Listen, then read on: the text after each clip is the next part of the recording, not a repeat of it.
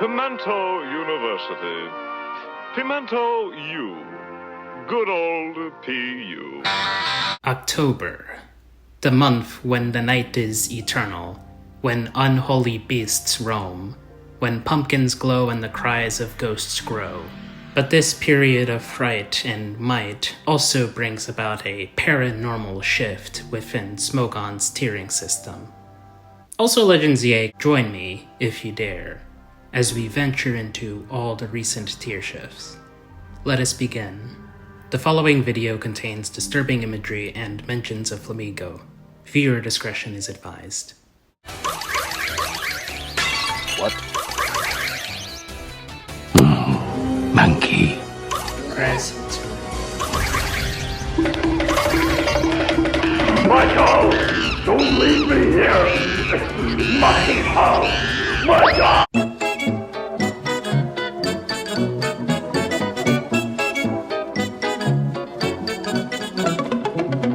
They said that Rillaboom was washed, but a Pokemon with such incredibly strong priority is never truly washed in a generation with so many speedy, powerful sweepers that have Terra at their disposal. Choice Band remains the most popular set by far, but Terrain Extender is also a good option to support grassy terrain teams, which have incredibly strong abusers like Grassy Seed Hatterene, Gholdengo, Raging Bolt, and Hawlucha, in addition to the insanely threatening Grassy Glide Ogerpon Wellspring. Some even use Swords Dance sets to make Rillaboom a sweeper, and with Terra Dark, Rillaboom can easily muscle past top defensive walls like Corviknight and Pecharunt. It's also great for pretending that you have an answer to Ogerpon Wellspring. As Ogerpon usage goes higher and higher, so does the value of false comforts like Rillaboom. I hope you die in a fire! Heatran, once thought to just be a relic of the old-gen OU metagames, a scary story that boomers tell each other by the campfire, has arisen from its dormant state, ready to humble the new generation, using most of its old tricks, like trapping its prey in searing flames. Heatran is also one of the most proficient Stealth Rock setters, leaving hazard control options like Hatterene, Galarian Weezing, and Iron Treads deathly afraid of approaching it. Even the Great Tusk itself must proceed with caution. Reports have circulated that Heatran has made an unlikely alliance with Ogerpon Wellspring. The same lesbian war criminal that filled Heatran with dread also has fantastic synergy with it. The only thing more terrifying than a war criminal is a war criminal in a toxic Yuri romance. OU is currently under Tornado Watch, as Tornadus Therian resurfaces into Overused.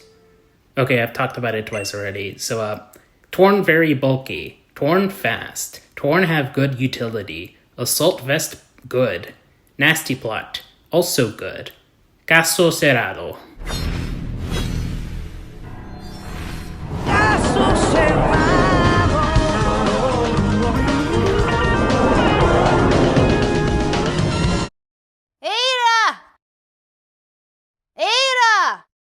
After almost a year of Araquanid slowing down its prey with its webs, the spider has been washed away, with Pokemon like Galarian Weezing rising to remove webs easily, and a huge spike in Hatterene usage, making getting webs up in the first place a challenge. Even Duckular has given up on Araquanid. This was all a ploy to get a Shitmon into the OU tier, and it worked flawlessly. Miss! No, I missed! After being reintroduced into OU to combat Roaring Moon, Weavile has been forgotten. Players complained about how difficult Weavile is to use due to its frailty and reliance on inaccurate Ice-type moves. But like Maria Carey, Weavile will thaw out, and it won't be pretty. Weavile benefits from high usage of Hatterene to enable the terrifying Life Orb and Choice Band sets. It also preys upon Zapdos and Tornadus, who have seen a spike in popularity since OLT. Oh, it's disgusting! The ogre has fallen in love with the ogre. Just like how Ogerpon was driven away to Oni Mountain, Yu had scared off Teal Mask Ogerpon with numerous strong grass resists. It tried fleeing to Ryu, but the locals didn't cotton to its presence. During its time in Purgatory, a cold feeling of vengeance festered in Ogerpon's psyche. Thus, it seeked to reclaim its place in Underused, not by cleaving through its doubters, but by having its comrades do the dirty work. Pokemon like Skarmory, Tornadus, Hydrapple, and Pheasantipede are all easy pickings for dangerous offensive threats like Heatran and Thundurus Therian. Ogerpon can contribute to weakening its own checks with Knockoff, similarly to Meowscarada, who is no longer around to outshine the mask-wearing Oni. With Tornadus and Heatran departing from the tier, Teal Mask Ogerpon's Raging Ivy Cudgel has only gotten more spammable, especially without a fast flying type like Torn to keep it in check. Right, so now we're going to see we've securely fastened his crown and restrained it to the board behind him. Attention, Galarian Zapdos has infiltrated Underused as a relentless choice scarfer. Its stabs threaten a large portion of the tier. +1 Excadrill, Greninja, Ogerpon Cornerstone. Galarian Zapdos blitzes through them all with a choice scarf. It is also unaffected by spikes, letting it go toe-to-toe with the many spike stacking structures that dominate Gen 9 UU.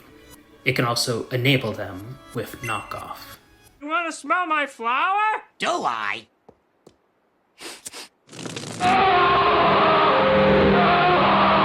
Comfey has not been doing well in Underused for about a year now.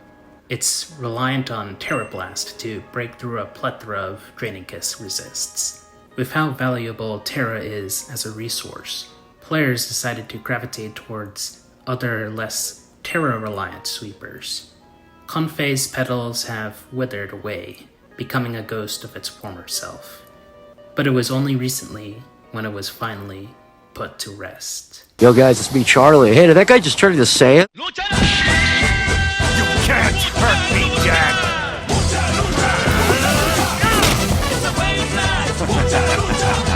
What did I just say? Halucha's grief for the loss of Rillaboom has been so devastating for it that Halucha couldn't stay in UU any longer.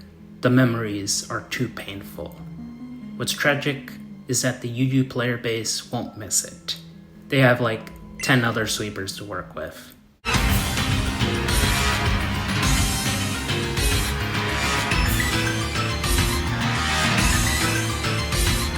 Without Galarian Wheezing and Pheasantipede to keep it in check, Hisuian Lilligant has made its victory dance known. Almost nothing in the RU tier could keep up with it after a single victory dance. Victims of its Leaf Blade, Close Combat, and Ice coverage are abundant in this landscape. Talonflame and Armarouge are capable of containing the Demon Ballerina, but even they are hopeless once Hisuian Lilligant terrestrializes into a fire type. Yes. Diancie has returned to its roots during the month where it is always night. Its rise in usage is attributed to the sample team that features an offensive Trick Room Diancie, who has a positive matchup into many relevant offensive threats, hitting them with its stabs or earth power while being weighed down by the dimensional shift Diancie puts in place. However, with Galarian Zapdos' rise, Diancie may fall back to the depths of the earth it was mined from. These nuts has always been one of these nuts most identifying factors. Azelf has always been one of the best, most common leads, and when you put these nuts together, then lead Azelf becomes one of the most defining symbols of these nuts as a whole. Azelf felt unsatisfied with being in RU, reminiscing of the days when it was OU alongside Infernape, Bronzong, and Swampert. Seeing as these three are in NU, Azelf devised a plan to drop to NU. It convinced the RU player base that it was mid in spite of its amazing speed tier and wide move pool. Arguments like, It's too frail, get thrown around. Through carefully staged propaganda, Azelf convinced a community which keeps such shitmons like Kleavor and Fortress to drop it into NU. Now it is at peace with its people. And Azelf is banned. Oh, that bee is living my life! Let it go, Kenny. When will this nightmare end? They say a fast web setter in a tier with very good webs abusers shouldn't drop to NU. The noobs that spammed this on the ladder. But there it is, collecting Flygon souls. Boots is a frequent sight in RU, and both Bishop and Empoleon can benefit from the web's speed drop via both their abilities. Never mind the defoggers clearing away those pesky silk-weaved webs. I think I broke my ankle. Okay, this one is just sad. Terrakion is a Greek tragedy. A fighting type surrounded by fighters that are better at revenge killing, or better at wall breaking. But with Galarian Zapdos in underused, there might be hope for this old legend. Dairy. How's it going? I'm a cow. It's flawless. Check it. Hawaii. Alright, that's good. It's hard to trace, I guess. Pick up the phone, baby. Yo. Hey, Shengineer. I gotta run to the store real quick, because I gotta get groceries, and I also have to get my copy of Legends ZA before I get bombarded by spoilers. So, could you watch over Duraludon for me? Make sure he gets to class. You know how teenagers are, so I want to make sure someone's accompanying him. Okay, bye. For the longest time, Duraludon was thought to be complete trash, left to rot in PUBL. In hindsight, I have no clue why this was the case. Duraludon is dangerously consistent at getting rocks up and trading, 1v1ing all of NU's hazard removal options with ease. With Eviolite, it becomes nearly impossible to kill when healthy, even shrugging off powerful earthquakes from Flygon and Rhyperior. Duraludon can then fire off powerful Draco Meteors, bolstered by its incredible coverage with Flash Cannon that hits Fairy types, or Body Press to hit would-be counters like Kaparaja. Find a guy! Right here! Attention, the laser Terra Bird of the PU tier has made its way into NU. With competitive, Galarian Articuno can easily punish the passive defoggers of the meta, and a +2 Galarian Articuno is difficult to contest, even for the bulkiest of steals.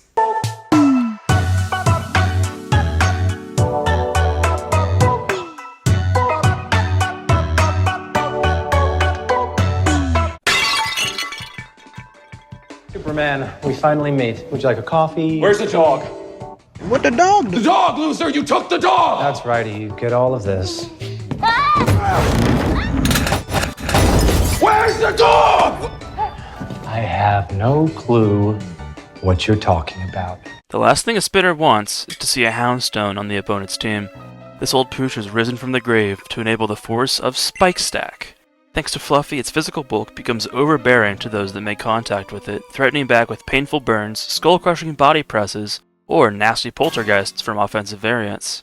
Serena has risen up to the forefront to counter Hazard Stack, but Houndstone makes sure that once spikes are up, they are staying forever.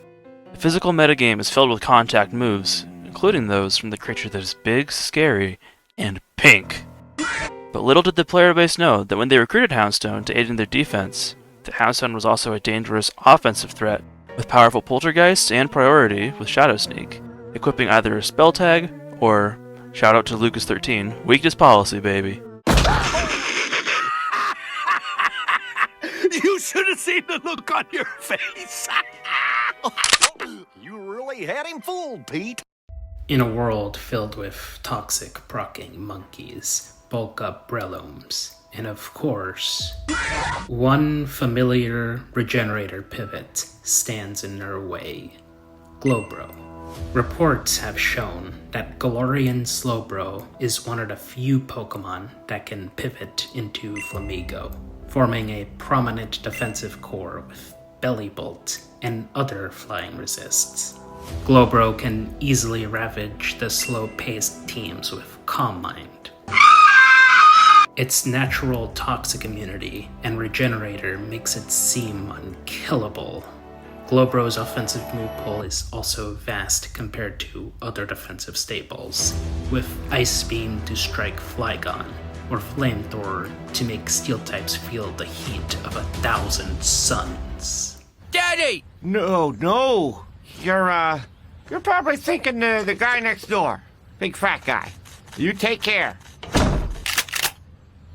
In a custody battle between RU, NU, and PU, NU came out on top.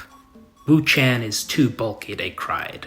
This ruinous creature has solidified itself as a mighty defensive behemoth within the format, leaving the likes of Rhyperior, Raikou, Drednaw, Dragon Dance Flygon, and Basculegion feeling helpless. Defensive teams freeze in terror as this mollusk leaves a trail of destruction with knockoff and ruination. What's terrifying is that Wo-Chien has ways of offsetting its shortcomings. Its lack of recovery can be patched with Leech Seed, which also drains the life out of its target, and Wish Support to heal off any damage done to the snail. Its giant pool of weaknesses can be reversed with Terra Poison, making it appear ever more indestructible to more of the NU metagame.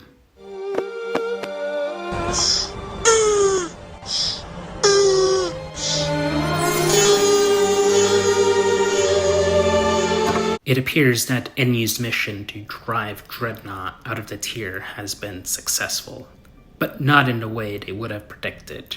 Physically bulky walls like Wo-Chien, Houndstone, and Bellybolt have been discovered as effective answers to the hulking tortoise. Because of Rillaboom skyrocketing into popularity, variants lacking Terra Blast Flying have been rendered nullified. Drednaw also struggles to get a free switch in due to its poor defensive typing.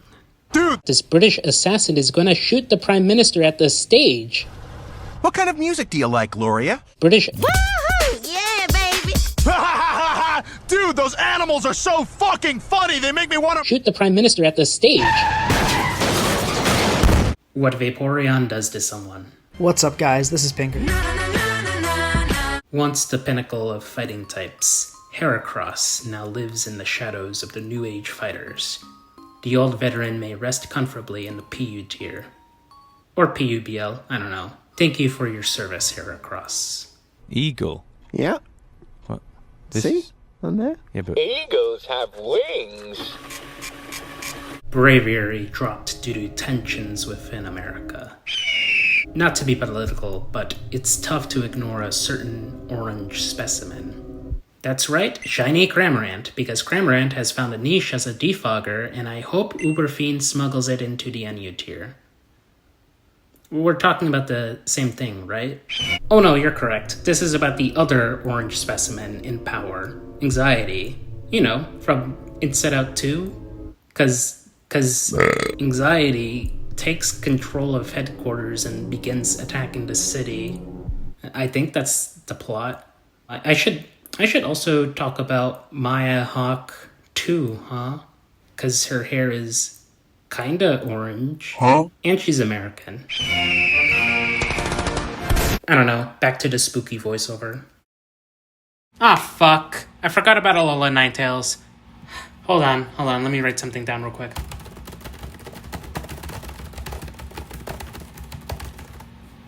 Okay, there we go. Hail sucks. The end. Hold it! Who goes there? Move an inch and I'll blast you into next week. Every place has its ghost story, and PU is no different. Actually, it's more like every universe has an Uberfiend, because, yep, one player spammed this one Miss Magia's team so much that it rose up from ZU. Say hello to Alcaz. Hi. We are all steak. A mistake! It seems that the novelty of grassy terrain since Espeon joined the tier has worn off, and so has Grafaiai's presence in PU.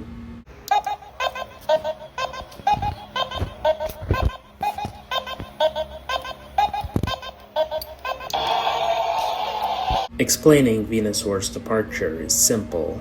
Amoonguss and Wo-Chien gave it competition as a bulky grass type. But don't let that ZU status deceive you, for this beast still wanders into the tier, reminding its victims of its B+ status.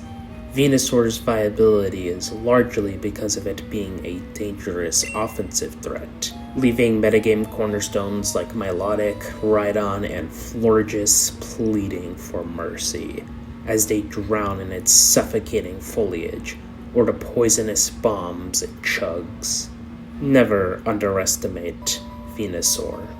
Now you might be shaking after this horrifying wave of changes, and well, it's because change is scary. Yet it's also fascinating.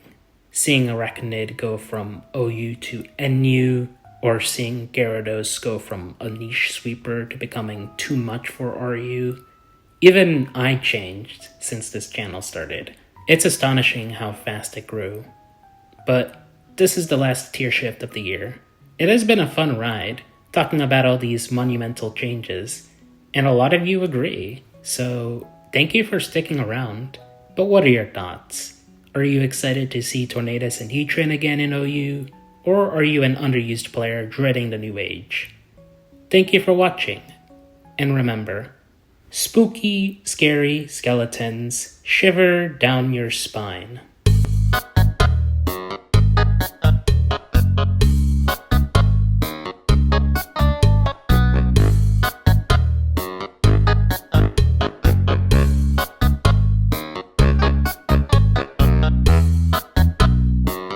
That skeleton, that was funny shit.